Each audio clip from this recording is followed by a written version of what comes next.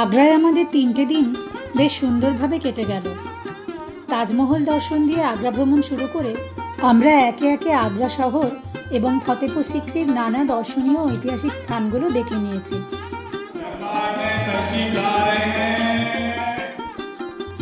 আমাদের লখনৌ এবং আগ্রা ভ্রমণের ভিডিওগুলো যদি আপনারা দেখতে চান তাহলে ডেসক্রিপশন বক্সে দেওয়া লিঙ্কে ক্লিক করে আপনারা তা দেখে নিতে পারেন। আমাদের এই ঘুরে বেড়ানোর ভিডিওগুলো আপনাদের কেমন লাগছে তা যদি একটা কমেন্ট করে আমাদের জানান তাহলে আমাদের খুব ভালো লাগবে। লখনৌ আগ্রা দিল্লি ভ্রমণ পর্বে আজ আমাদের পরবর্তী এবং শেষ গন্তব্য দিল্লি। দিল্লি পৌঁছে প্রথম দিন আমরা যে যে জায়গায় গেলাম তাই থাকছে আজকের ভিডিওতে। ভিডিওটা ভালো লাগলে একটা লাইক করে চ্যানেলটা সাবস্ক্রাইব করে দেবেন। তাহলে আর কি, আমাদের সাথে দিল্লি ঘুরে বেড়ানোর জন্য তৈরি হয়ে যান। বোহেমিয়ান সোলসের সাথে আপনার যাত্রা শুভ হোক।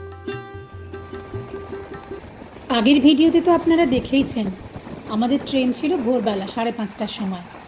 তখন যথেষ্ট অন্ধকার ছিল, আর এখন ধীরে ধীরে ট্রেনে যেতে যেতেই সূর্যের আলো ফুটে উঠেছে।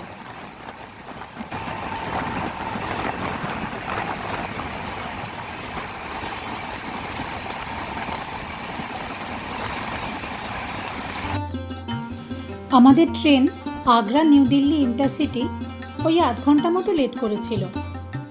আধ ঘন্টা লেট করে আমরা পৌঁছে গেলাম নিউ দিল্লি স্টেশনে। দিল্লি বহু পুরনো একটি শহর, প্রায় 3000 বছর বয়সের। খ্রিস্ট জন্মেরও 1000 বছর আগে এর অস্তিত্ব পাওয়া যায়। মহাভারতে ইন্দ্রপ্রস্থ নামে যে শহরের উল্লেখ আছে মনে করা হয় তাই আজকের দিল্লি। কথিত আছে এই শহরটি বহুবার ধ্বংস ও পুনর্নির্মাণের মধ্যে দিয়ে গেছে। বর্তমানে দিল্লি ভারতের রাজধানী এবং কেন্দ্রশাসিত অঞ্চল। তার সাথে সাথে দিল্লি দেশের বৃহত্তম শহরগুলির মধ্যেও একটি।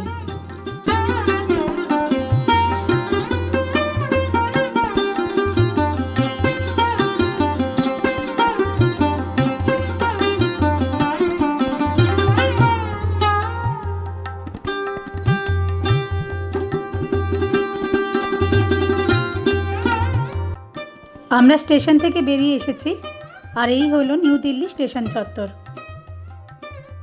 দিল্লিতেও আমরা হোটেল নিয়েছিলাম একদম স্টেশনের কাছে।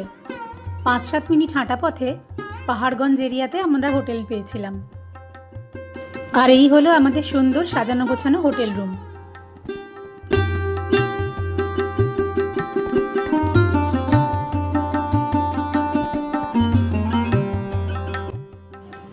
আর এটা হলো রুমের লাগোয়া বাথরুম।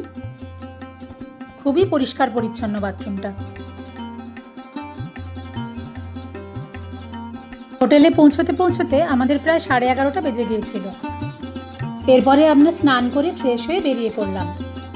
আমাদের হোটেলের পাশেই একটা খাওয়ার হোটেলে মাছ ভাতের থালি খেয়ে আমরা রওনা দিলাম লালকেল্লার উদ্দেশ্যে। নিউ দিল্লি মেট্রো স্টেশন থেকে প্রথমে ইয়েলো লাইনে কাশ্মীরি গেট স্টেশনে নেমে ওখান থেকে লাইন চেঞ্জ করে ভার্ডেট লাইনে এসে পৌঁছালাম লালকেল্লা স্টেশন।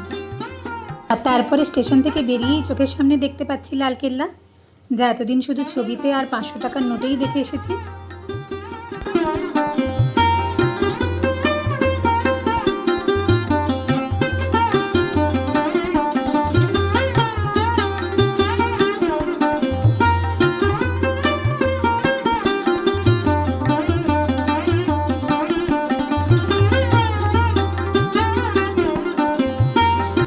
আমরা এখন প্রবেশ করছি লালকেল্লার ভেতরে।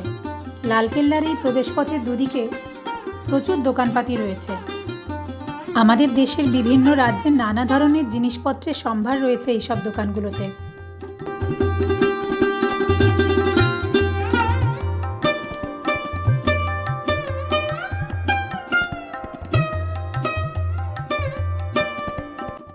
মুঘল সম্রাট শাহজাহান 1639 সালে আগ্রা থেকে দিল্লিতে রাজধানী স্থানান্তরিত করার সিদ্ধান্ত নেওয়ার পরে লালকেল্লার নির্মাণ শুরু হয়, যা শেষ হয়েছিল 1648 সালে।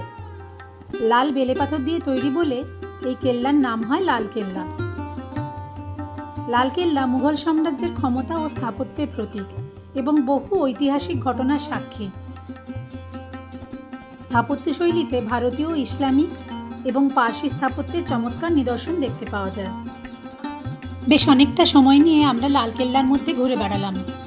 দেখলাম দেওয়ানি আম, দেওয়ানি খাস, রংমহল, শীষমহল, খাসমহল, মতি মসজিদ এবং আরও গুরুত্বপূর্ণ বিভিন্ন স্থাপত্য। লালকেল্লা প্রায় 200 বছর ধরে মুঘল সম্রাটদের প্রধান আবাসস্থল ছিল।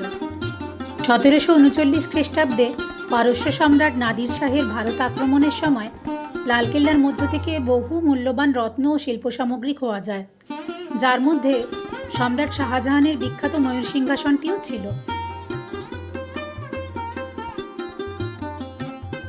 লালকেল্লার বিভিন্ন অংশের গঠনশৈলী এবং স্থাপত্য সত্যিই অতুলনীয়। এই থামটাতে দেখুন মার্বেলের উপরে কি অসাধারণ সূক্ষ্ম কারুকাজ।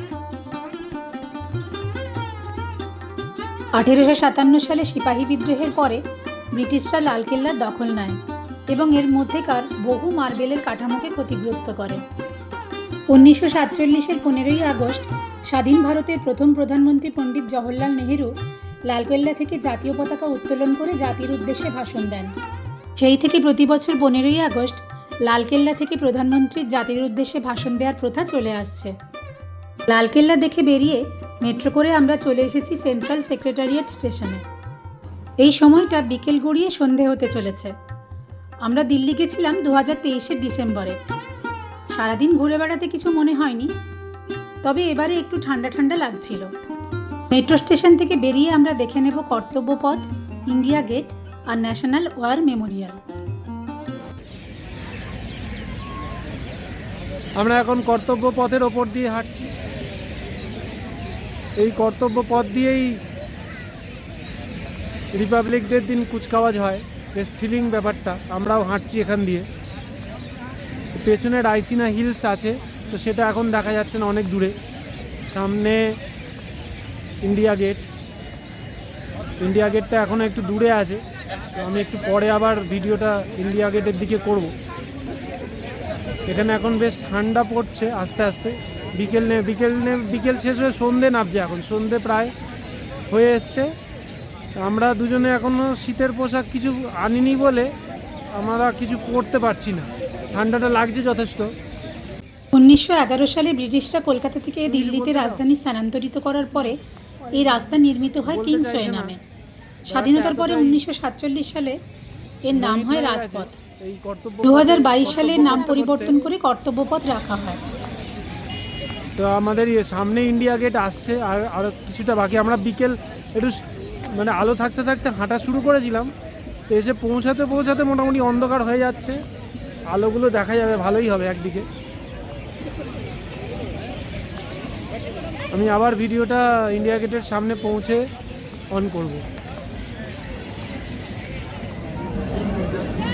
তো আমরা চলে এসেছি ইন্ডিয়া গেটে, একদম সামনে ইন্ডিয়া গেট।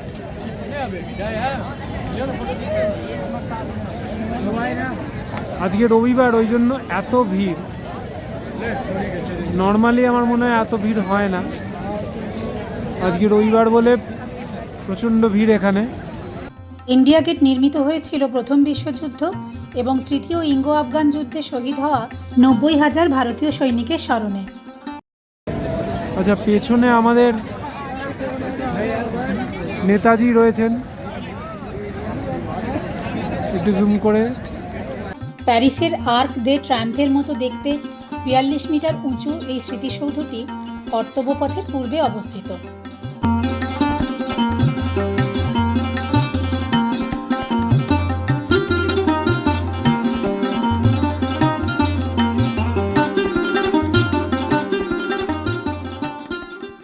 এই হলো আমাদের প্রিয় নেতাজির মূর্তি, ইন্ডিয়া গেটের জাস্ট পাশেই।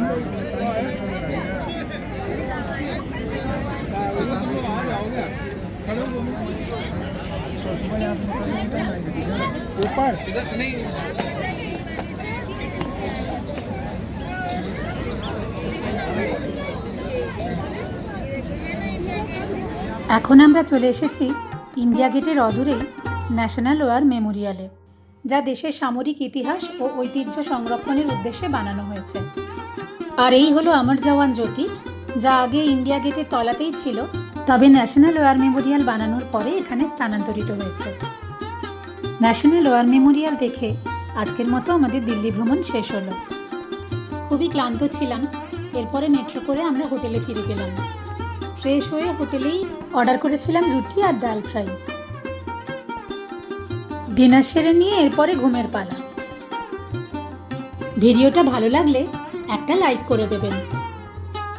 আমাদের দিল্লি ভ্রমণের বাকি দুটো দিনে আমরা যেখানে যেখানে যাব সেসব জায়গায় আপনাদেরকেও সাথে করে নিয়ে যাব। তাহলে দেখা হচ্ছে আবার পরের ভিডিওতে। সবাই খুব ভালো থাকবেন। ধন্যবাদ।